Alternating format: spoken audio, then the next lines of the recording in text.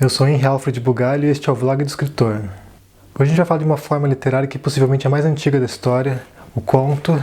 Essencialmente é da natureza humana contar histórias, desde de que existe a fala, existe a escrita. Nós temos a tendência de relatar nossas experiências através da comunicação oral e relatar eventos, causos, situações que aconteceram conosco, com a nossa família, com nossos amigos, em viagens, o que for.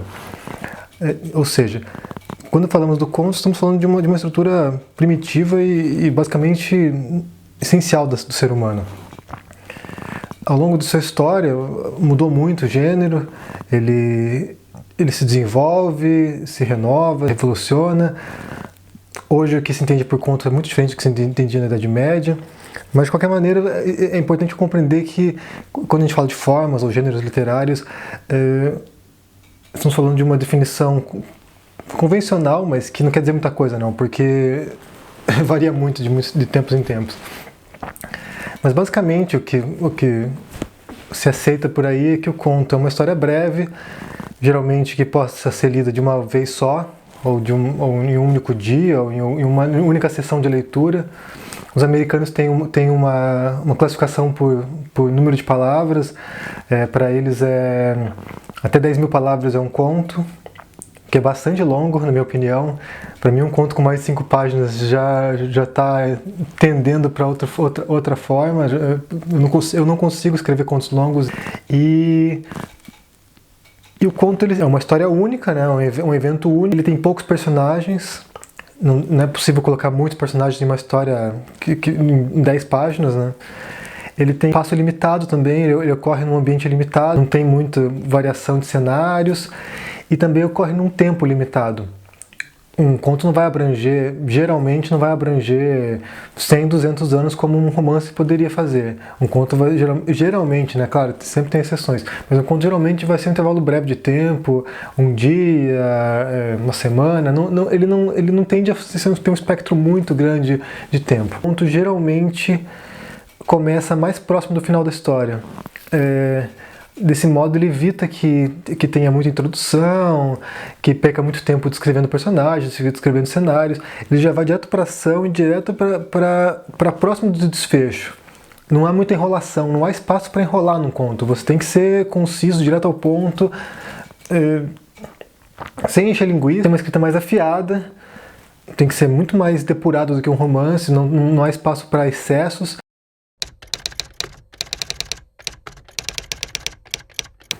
O melhor modo é lendo os clássicos do gênero. E quando eu falo clássico, não estou dizendo só autor velho do século XIX ou do século XVIII. Os clássicos são os autores reconhecidos dentro desse gênero. Tem alguns autores modernos que são bastante conhecidos e que renovaram o gênero bastante. Entre os mais antigos, o grande contista é o Boccaccio, que escreveu o Decameron, que são 100 contos. É um grupo de amigos que estão fugindo da peste negra, eles vão para um local fechado, é um resort medieval, é um lugar protegido da peste, então eles podem ficar lá e eles vão contando histórias, são 100 histórias. São divididos em 10 dias, cada dia com 10 histórias. É um livro muito interessante para quem curte o gênero e uma leitura leve, tem uns contos engraçados, vai ter alguns contos cômicos, alguns mais trágicos, mas são contos muito bons. O Mil e Uma Noites também podemos dizer que é uma coleção de contos. Ele tem uma estrutura completamente não ortodoxa. Em alguns contos tem um narrador, ele vai contando uma história, e dentro dessa história ele começa a contar outra história, então que vai afunilando como se fosse uma pirâmide, depois outro personagem começa a contar outra história, então assim, é muito interessante para ver os recursos que são utilizados. Depois, vindo mais para a modernidade, há vários grandes contistas, como o Chekhov, que para muitos é considerado o grande contista de todos os tempos, o escritor russo. Eu particularmente não consigo muito entrar nos contos do Chekhov, eu acho que não acontece muita coisa, mas são bons, são muito bem escritos, tudo. Entre os russos eu prefiro o Pushkin, o Kafka é uma grande referência do século XX, então se você se interessa é importante ler. Depois, um pouco mais adiante, tem o Jorge Luis Borges, já com um estilo totalmente diferente, um estilo bem mais barroco, com temas pós-modernos sobre literatura, sobre enciclopédias, labirintos. É muito interessante também, é um escritor bastante influente. Ele foi o pai do realismo mágico, de certo modo, que vai influenciar depois Garcia Marques, vai influenciar o Vargas Llosa, vai influenciar muitos de autores latino-americanos, inclusive alguns europeus. Outro contista famoso, mais famoso pelos romances, mas os contos dele também são bastante consagrados, é o Hemingway. Tem uns contos bastante concisos. O Hemingway é um mestre da economia da linguagem, então os contos dele não tem uma palavra sobrando, ele corta até a essência do negócio. Bem, no Brasil tem o Dalton Trevisan, que ainda está vivo e é o contista mais famoso atualmente, talvez ao lado do Rubem Fonseca. Mas o Dalton Trevisan ele vai sim para o extremo do minimalismo. Tem contos dele que são 3, 4 linhas. A hipérbole do conto, histórias microscópicas, às vezes são só diálogos. Vale consultar também o Dalton Trevisan. Aí você vai ver o potencial máximo da concisão. E por fim, eu acho que outra recomendação de contista seria o Raymond Carver, é um americano. Ele não é tão conhecido no Brasil, mas agora acho que está um pouquinho mais cotado por causa do filme do Birdman, que ganhou o Oscar e tudo, então ele está mais reconhecido atualmente. Ele já foi bastante famoso nos anos 80 e 90. E ele também é bastante conciso. São histórias que não acontecem muita coisa também. As histórias são dramas domésticos, com alcoólatras, famílias problemáticas, mas é muito bem escrito também, são uma linguagem bastante concisa. Bem, há muitos contistas. No Brasil tem o Lima Barreto, tem o Machado de Assis, que tem alguns contos famosos também, como Cartomante. Ou seja, material para leitura é bastante. Acho importante também falar sobre o potencial de mercado do conto, que é péssimo. Na verdade, muitas pessoas encaram o conto como um exercício literário. Eu não concordo com isso. Acho que o conto é uma forma própria e não é um exercício. Até recentemente ganhou o Nobel de Literatura a Alice Munro, que é uma contista, só escreveu contos.